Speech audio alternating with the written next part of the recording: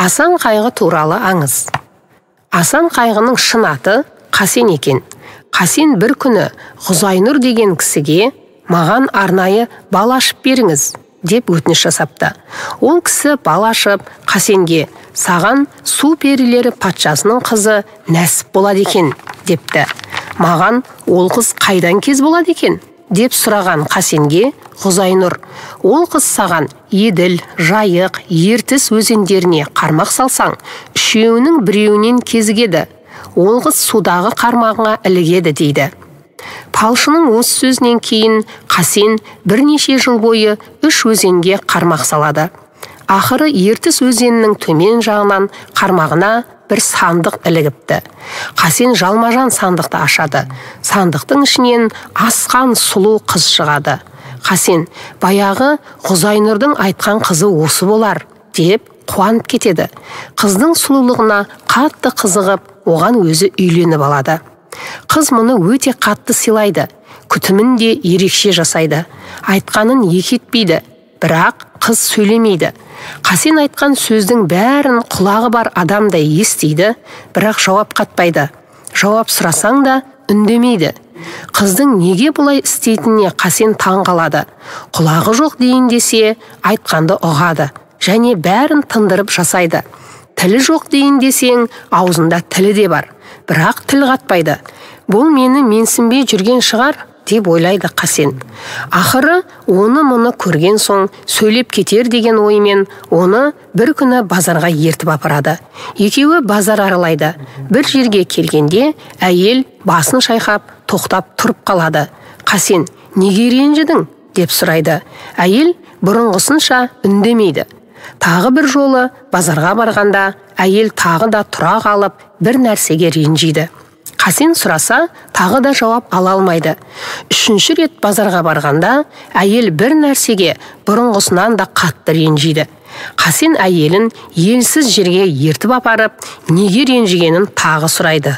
Әйелде тағы үн жоқ. Қасен ашуланып, тілің бар, неге сөйлемейсің деп таяқпен әйелді әбден ұрады. Таяққа шыдамаған әйел, маған не айт дейсің? Біздің заң бойынша мен бала туғанша сөйлемеуім керек. Егер қорқып сөйлеп қойсам, тиген адаммен бірге тұруға рұқсат жоқ. Мен сені менсінбей ренжіп жүргенім жоқ. Мен қазір сөйлеп қойдым. Енді сенімен бірге тұра алмаймын. Менің ішімде 6 айлық бала бар. Ол балаңды баяғы мені ұстаған жеріңнен уақыты келгенде тауып ал деп кетуге ыңғайланады. Қасен болса, әйелінің айтқанына амалсыз көніп, кетпестен бұрын базарға барғанда 3 рет ренжігенінің себебін айтып кет, дейді. Сонда әйел айтады, бір жігіт өрік алып, етін жеп болған соң сүйегін тісіне салып шықты. Оның өрікке төлегені 1 тиын болатын. Сол түкке тұрмайтынға бола тісін мұқалтты. Ертең тісі ауырғанда 10 есе шығын шығаратын болады. Мен соған ренжідім. Ал 2-ші жолы келіншек алып, той жасау үшін базарға тамақ алуға келген жігітке ренжідім. Ол қаншама қымбат жемістер мен тамақтар алды.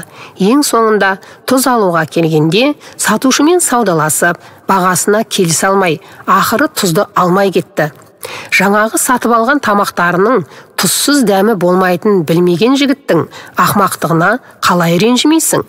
3-ші жолы барғанда етік сатып алып тұрған жігітті көрдім.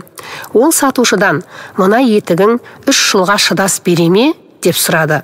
Ол жігіттің алда 1 жылдық қана өмірі бар еді. Соған ренжідім деген әйел қош бол деп көзден ғайып болыпты. Осыдан кейін Қасен әйелін бір жерде болмаса, бір жерде кездестіріп қалам ба деп жер дүниені кезіп жүретін болыпты. Жүрген жерінде әр нәрсені уайым қылып айта береді екен. Сондай-ақ барған жерінің бәріне баға беріп, табиғатын, көркін, ауа, суына дейін сынап, болашағын болжап отыратын болыпты. Құйрығы жоқ, жалы жоқ, құлан қайтып күн көрер. Құлағының түгі жоқ, қоян қайтып күн көрер.